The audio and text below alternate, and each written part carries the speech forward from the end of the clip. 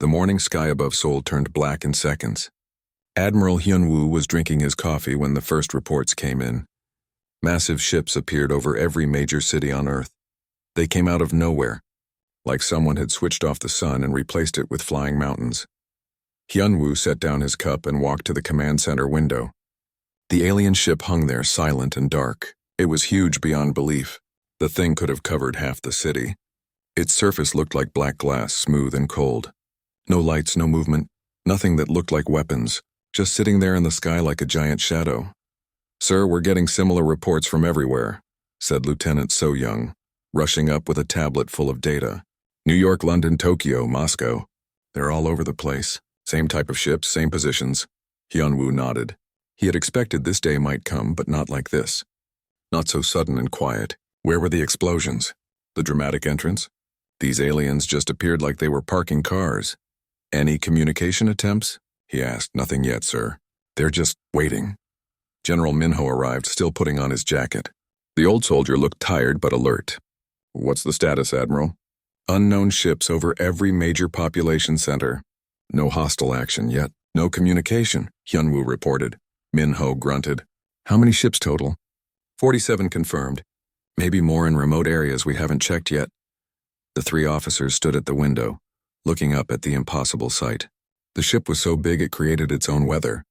Clouds formed around its edges where the cold metal met warm air. Then the communication came. Every screen in the command center flickered to life. Every phone, every computer, every electronic device with a screen showed the same image. A tall figure appeared, thin and crystalline, like someone had carved a person out of purple glass. Its voice was musical, almost beautiful, but somehow made everyone feel small. "Greetings, primitive inhabitants of the third planet." So Young rolled her eyes. "Primitive, really?" "We invented pizza and the internet," the alien continued, apparently reading from a script. "I am Supreme Commander of the Dominion Fleet. Your species has been selected for integration into our empire." Hyun-woo exchanged glances with Minho. Integration sounded like a fancy word for slavery. "You have 7 of your solar rotations to consider our generous offer. At the end of this period, you will surrender unconditionally. Your species will serve the Dominion as laborers in our great expansion across the galaxy. This is not a negotiation. This is a statement of fact." The alien paused as if waiting for applause that never came. "Resistance is futile. Our technology is superior. Our numbers are vast. Your weapons are toys compared to our might. Accept your new role with dignity, and your transition will be smooth. Refuse and your cities will burn." The transmission cut off. Every screen went back to normal as if nothing had happened. The command center was quiet for a moment. Then So Young started laughing. Did he just say 7 solar rotations? Why not just say 7 days? And what's with the dramatic pause after every sentence? Lieutenant Taemin at the communications desk started giggling.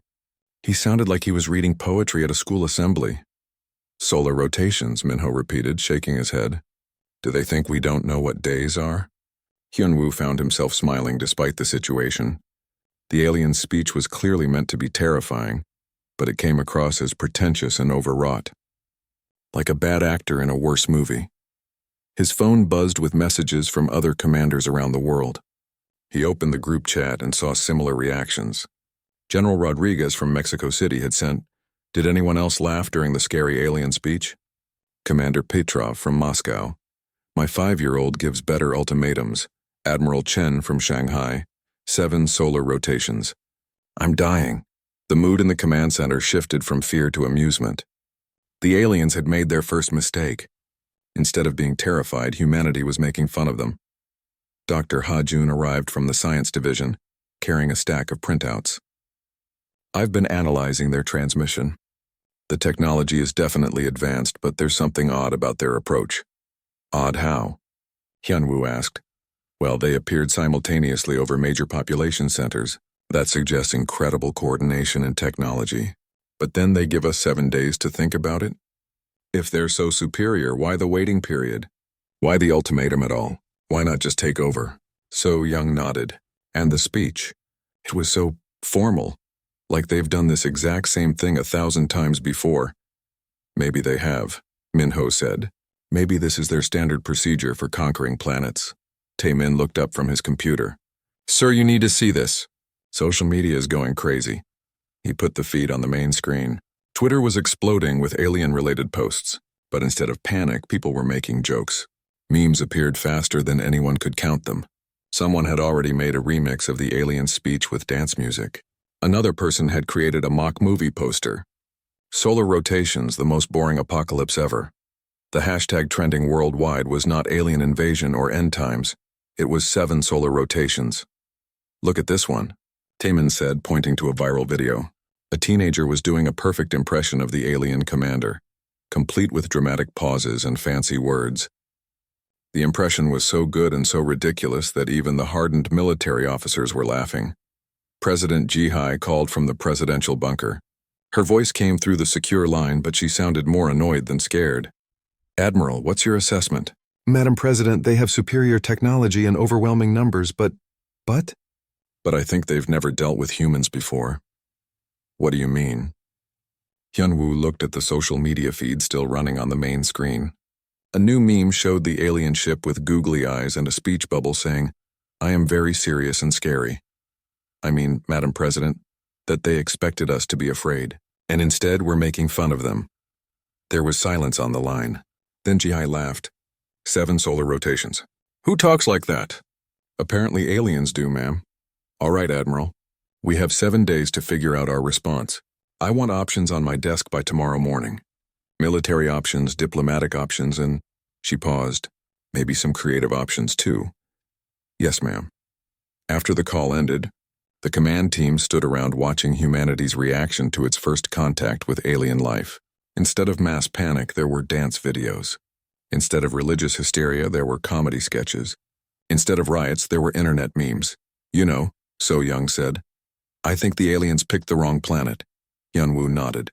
The Dominion had made their first mistake by assuming humans would react like every other species they had conquered. But humans were different. When faced with the impossible, they didn't run or hide or surrender. They laughed, and somehow that felt like the beginning of a victory. 6 days had passed since the aliens delivered their ultimatum. The world's leaders had spent those days in endless meetings, debates, and arguments. Some wanted to fight. Others wanted to negotiate. A few wanted to surrender and hope for the best. But Captain Taman, sitting in his fighter cockpit on Luna Base, knew what the real plan was. And it was completely insane. All units, this is Luna Base Control, came the voice of Fleet Commander Ari. At 28, she was the youngest person ever to command humanity's space forces. Today we make history.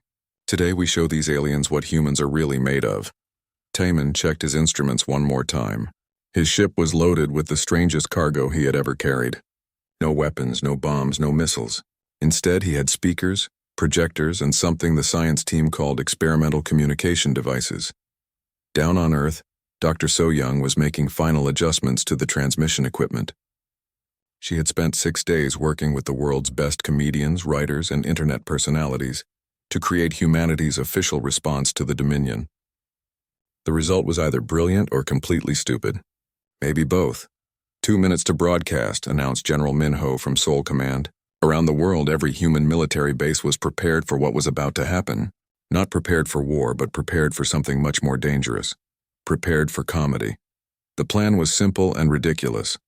Instead of giving the aliens the response they expected, humanity would give them something completely unexpected. Something that would confuse them, annoy them, and hopefully buy time for the real plan to work.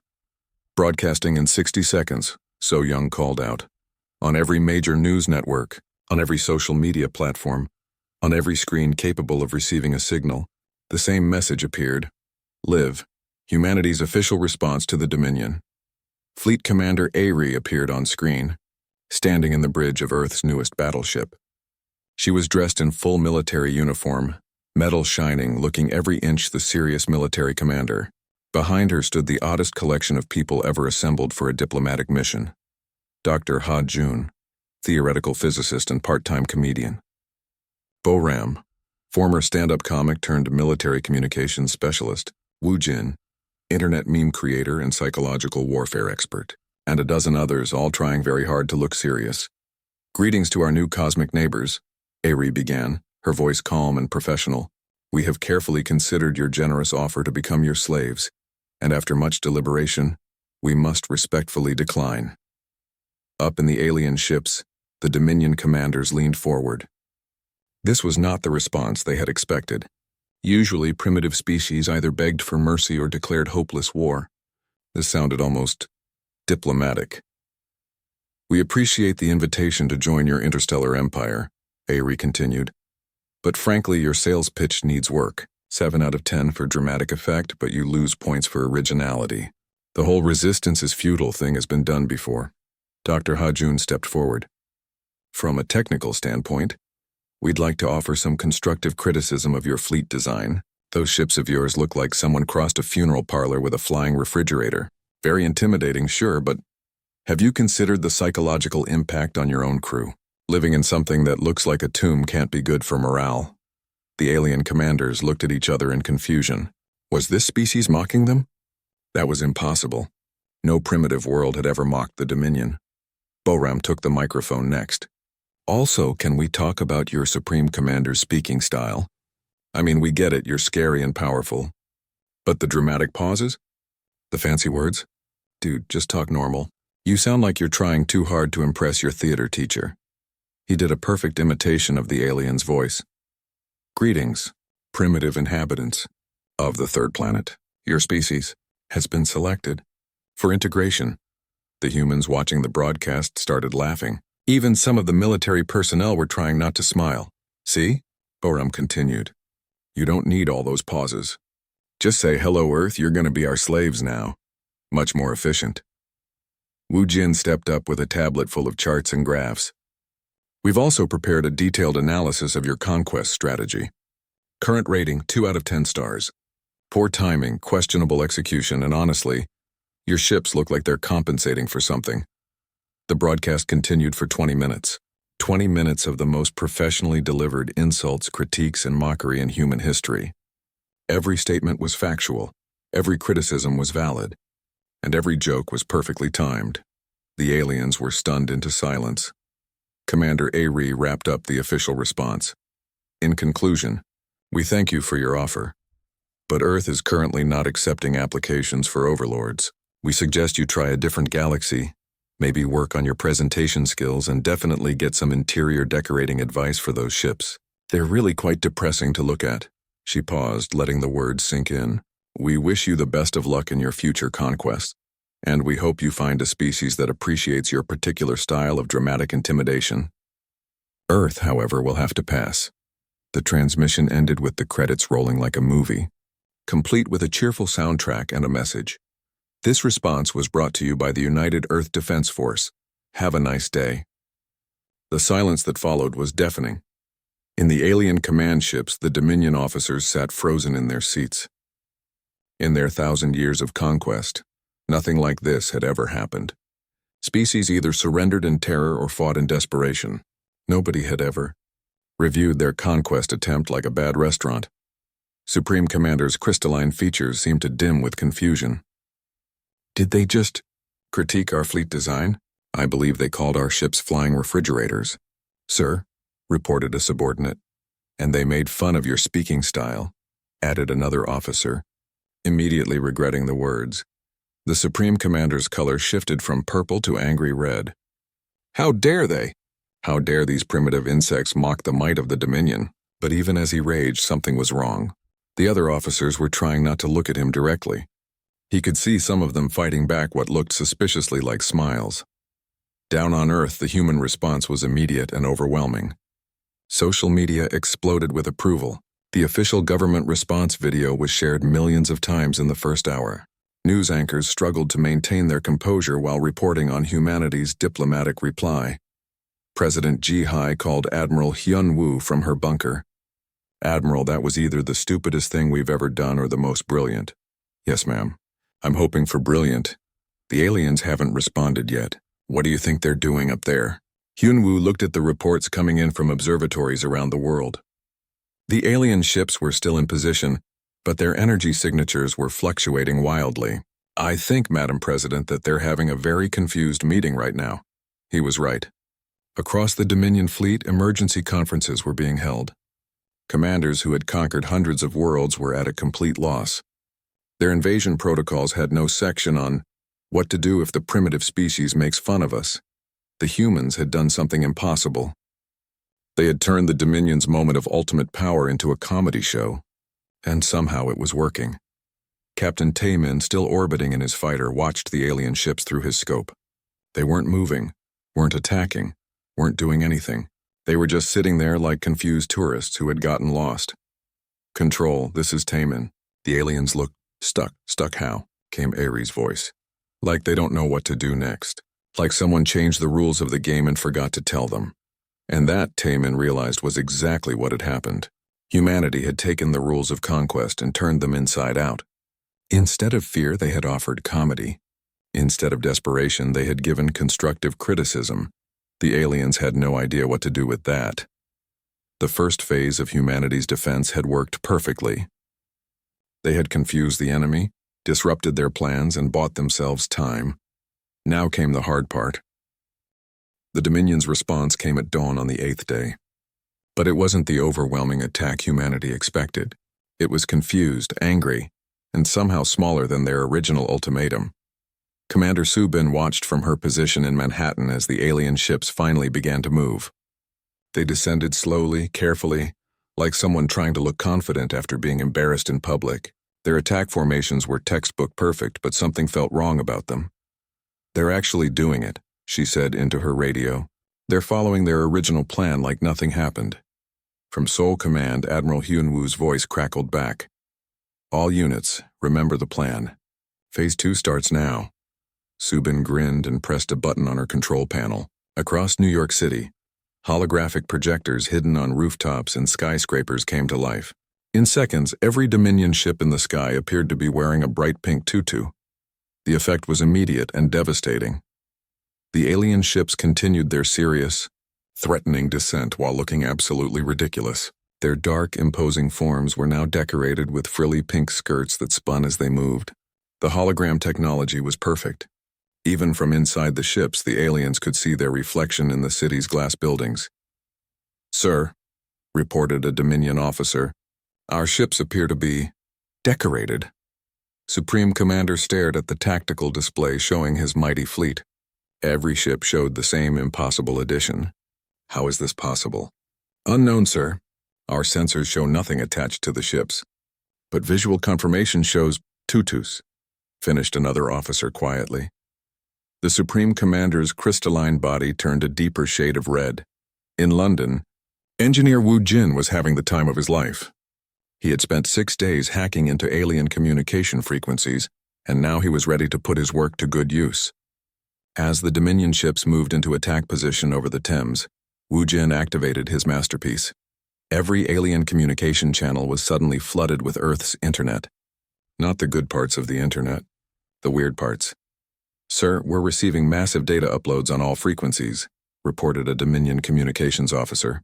"What kind of data?" "It appears to be small animals performing synchronized movement to primitive music, sir."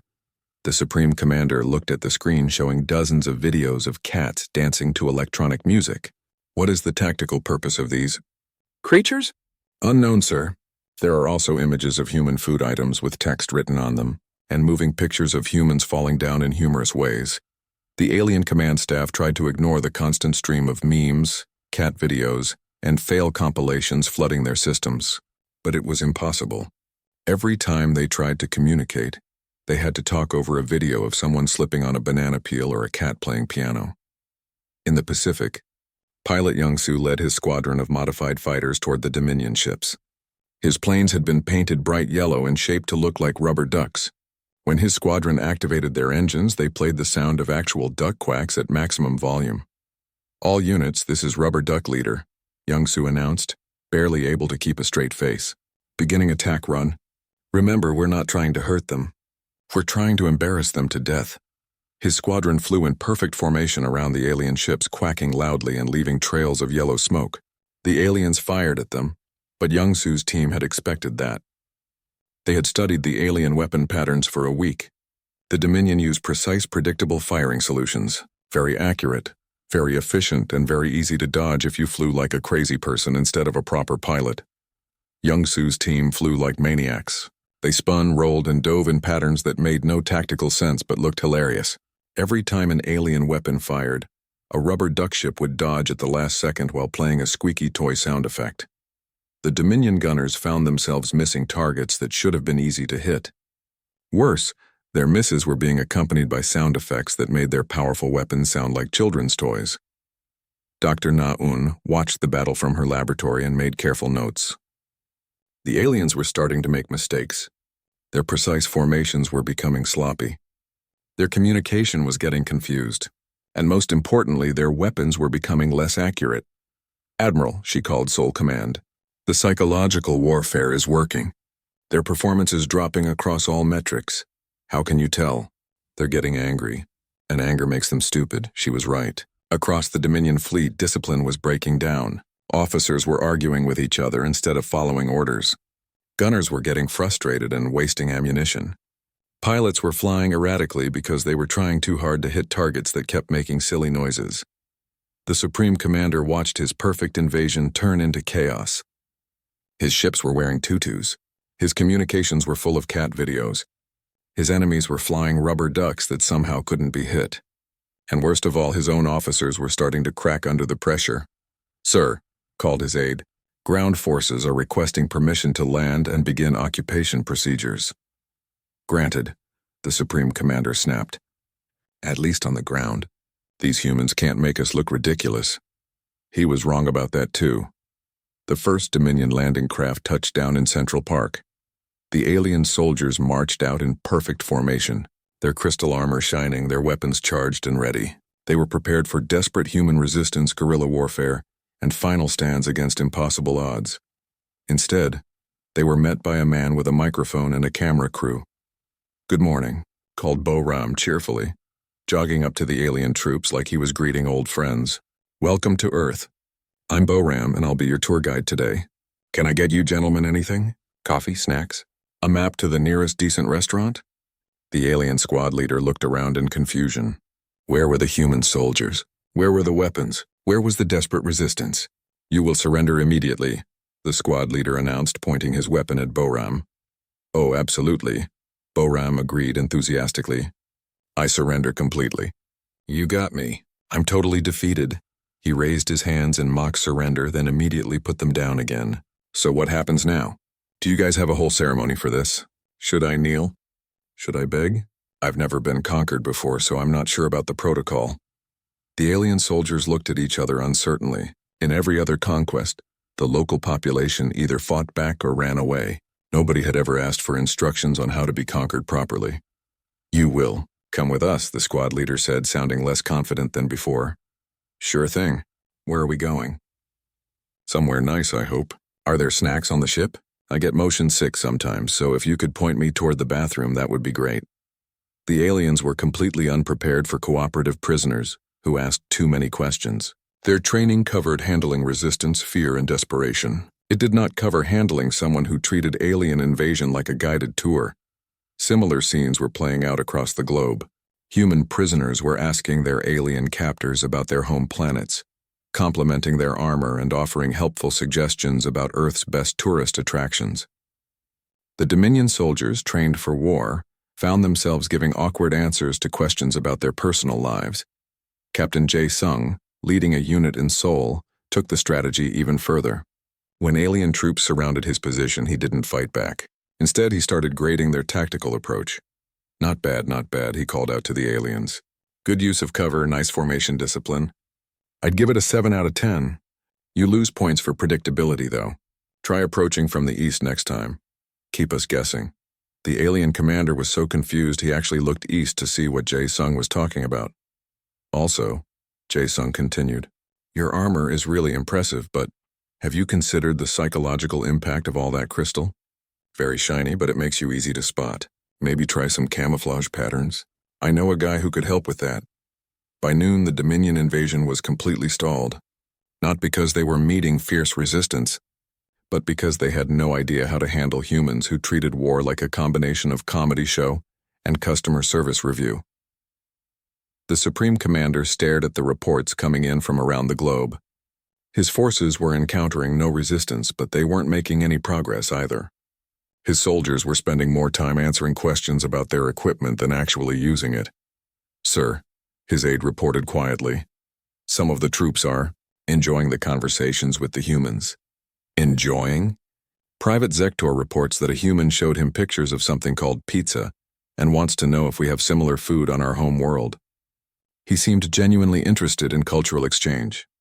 The Supreme Commander felt something he had never experienced in 1,000 years of conquest: complete and total confusion. The humans had done it again. They had taken his invasion and somehow turned it into a social event. By the third day of the invasion, something remarkable was happening. The Dominion forces weren't conquering Earth. They were having nervous breakdowns. Dr. Yejin discovered the reason while studying captured alien equipment.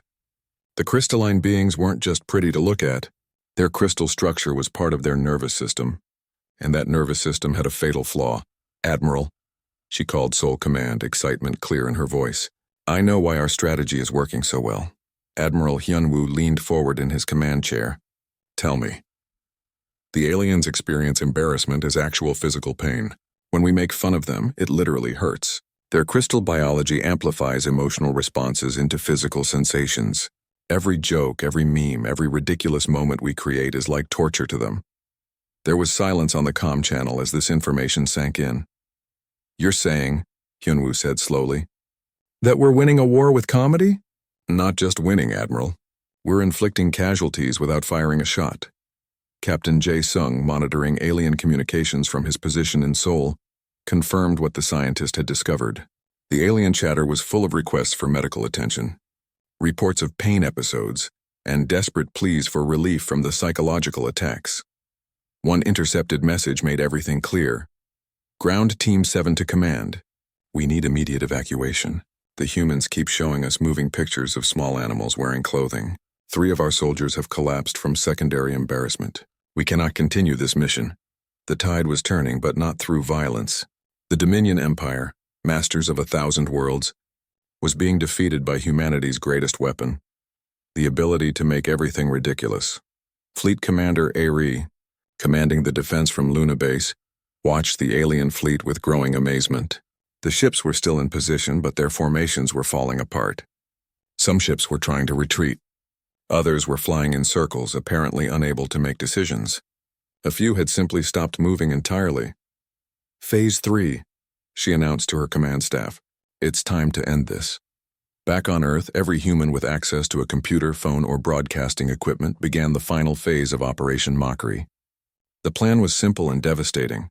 If embarrassment hurt the aliens, then humanity would give them the biggest embarrassment in galactic history. Wu Jin had prepared for this moment. His hack into the alien communication network was about to pay off in the biggest way possible. With a few keystrokes, he took control of every screen on every Dominion ship. Suddenly, every alien in the fleet found themselves watching the same broadcast. It was a compilation video, professionally edited and perfectly timed, showing every embarrassing moment of their invasion attempt. There were their ships wearing tutus. There were their soldiers being given restaurant recommendations by their prisoners. There was their Supreme Commander's speech, now remixed with dance music and funny sound effects. There were their precision attacks missing rubber duck fighters while playing squeaky toy noises. But the worst part was the commentary. Human comedians had provided a running critique of the entire invasion, pointing out every tactical error, every awkward moment, and every time the mighty Dominion had looked stupid.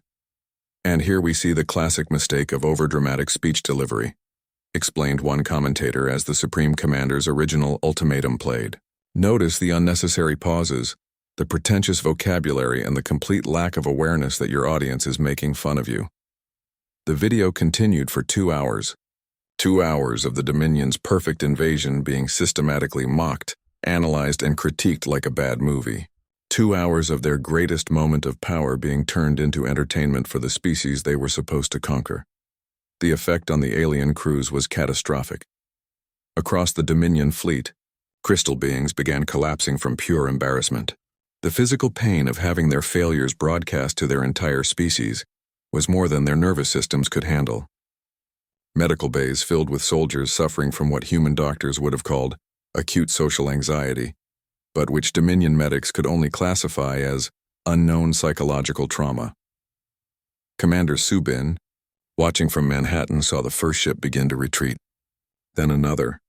Within an hour, half the Dominion fleet was trying to leave Earth's orbit, but their problems were just beginning. Young Su, still leading his rubber duck squadron, had one more surprise. His team had been secretly broadcasting everything to deep space, using captured alien technology to boost their signal across the galaxy. Every alien species in known space was now watching the Dominion Empire's humiliating defeat at the hands of a primitive planet, armed with nothing but jokes. The Supreme Commander, watching his empire's reputation crumble in real time, made his final mistake. In a rage fueled by pain and humiliation, he ordered a full-scale attack on Earth's major cities. "If we cannot conquer them with dignity," he declared, "we will destroy them completely." But his fleet was no longer capable of coordinated action. The constant embarrassment had broken their discipline. The psychological warfare had shattered their morale, and the physical pain of being mocked by the entire galaxy had clouded their judgment. The attack that followed was chaotic and uncoordinated. Ships fired at random targets. Formations broke apart as pilots made emotional decisions instead of tactical ones. What should have been Earth's final hour became the Dominion's complete collapse. Captain Taemin, now leading humanity's space defense, found himself in the strangest battle of his career. The alien ships were dangerous, yes, but they were also flying like they were drunk. Precision attacks became wild spraying. Coordinated strategies became emotional outbursts. "It's like fighting someone who's having a panic attack," he reported to Luna Base. "They're dangerous, but they can't think straight." Admiral Sung Ho, commanding the Pacific Fleet, watched alien ships crash into the ocean, not because they had been shot down, but because their pilots were too emotionally distressed to fly properly. Rescue boats were pulling crystal aliens from the water, aliens who were crying tears of pure liquid light from the shame of their defeat. The battle, if it could be called that, lasted 6 hours. When it was over, the Dominion fleet was scattered, broken, and completely demoralized. Half their ships had retreated in disorder. The other half were floating dead in space, their crews too embarrassed to continue fighting. The Supreme Commander, his crystal form now a dim gray color that indicated complete psychological defeat, sent one final transmission to Earth. He began, then stopped. His voice, once musical and commanding, now sounded tired and broken. "We withdraw our claim to this world. The Dominion Empire formally recognizes Earth's independence." There was a long pause. "How do you do it?" he asked, genuine curiosity in his defeated voice. "How do you find humor in your own destruction? How do you laugh when facing superior force? How do you turn your weakness into our defeat?" President Ji-hai, now speaking for all humanity, gave the answer that would echo across the galaxy for generations. "Because that's what humans do. We laugh at everything, especially things that are supposed to scare us. We make jokes about our problems instead of letting them destroy us, and we never ever take ourselves so seriously that we can't see when we're being ridiculous." She paused, then added with a smile in her voice, "Also, your ships really do look like flying funeral homes. You should get an interior decorator." The transmission ended. The Dominion fleet limped away from Earth, carrying with them the most complete military defeat in galactic history. They had lost not a single ship to human weapons, but they had lost their entire invasion force to human laughter. Earth had won its first interstellar war without firing a shot. Humanity had defended itself using nothing but creativity, humor, and the unshakable belief that nothing in the universe was too serious to make fun of. The age of human space dominance had begun, and it started with a joke. 6 months after the Dominion's defeat, Ambassador In-suk stepped off humanity's first interstellar diplomatic vessel and onto the surface of Kepler Station, the galaxy's largest trade hub. She was followed by the strangest diplomatic team in galactic history. Her security chief was Bo-Ram, the former comedian who had become humanity's expert in aggressive diplomacy. Her science advisor was Dr. Ha Jun, who could explain quantum physics and deliver a devastating roast in the same sentence. Her communications specialist was Wu Jin, now famous across 12 star systems as the human who had hacked the Dominion fleet with cat videos. The alien delegates waiting to meet them looked nervous. "Welcome to Kepler Station," said Ambassador Veltar of the Centauri Republic, a tall blue-skinned being with 4 arms and what appeared to be a permanent expression of worry. We are honored to meet the representatives of Earth. Insuk smiled warmly. Thank you for having us. We're excited to be here. This is our first time off-planet as a diplomatic mission, so please let us know if we're doing anything wrong. We're still learning the rules. What she didn't mention was that humanity had already broken most of those rules simply by existing. The news of Earth's victory over the Dominion had spread across the galaxy like wildfire. But the details of that victory had done something unprecedented. They had made other alien species laugh. For the first time in galactic history, the story of a military defeat had become popular entertainment. Every species in the galaxy had watched the compilation video of the Dominion's embarrassing invasion attempt. Even the most serious, dignified civilizations found themselves sharing memes about 7 solar rotations and flying funeral homes. The psychological impact had been staggering. The Dominion Empire, which had conquered over 300 worlds through fear and intimidation, suddenly found their reputation in ruins. Other species began questioning why they had been so afraid of beings who could be defeated by jokes.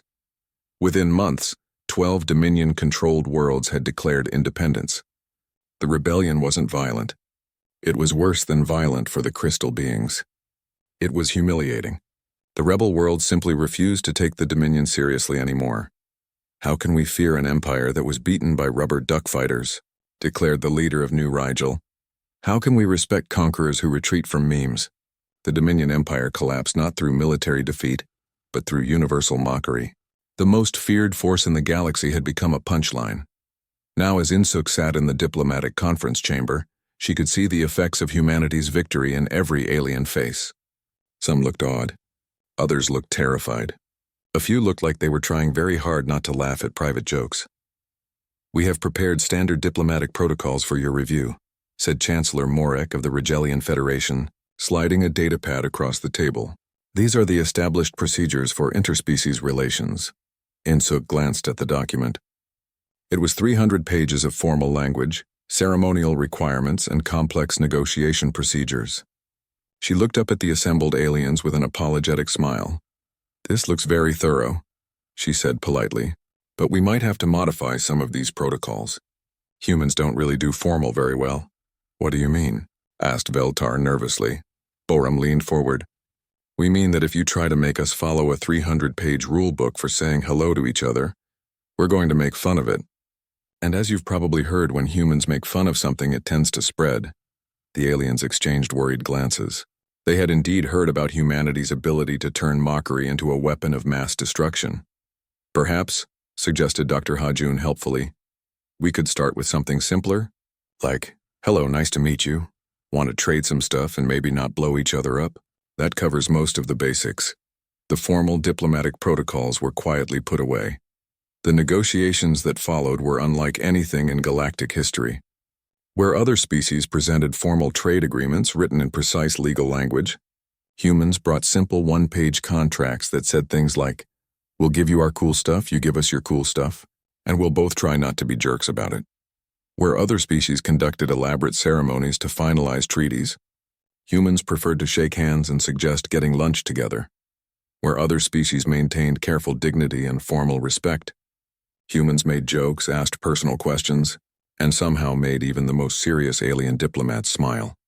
Within a week, humanity had established trade relationships with 17 different species, not because they were the strongest or the smartest, but because they were the first species in galactic history that other aliens actually enjoyed talking to. "They're so," Veltar confided to a colleague during a break in negotiations. "They're so refreshing. Do you know what the human ambassador asked me yesterday? She wanted to know if I had any pictures of my children. Not for intelligence purposes. She just wanted to see them because she thought they might be cute." The colleague nodded.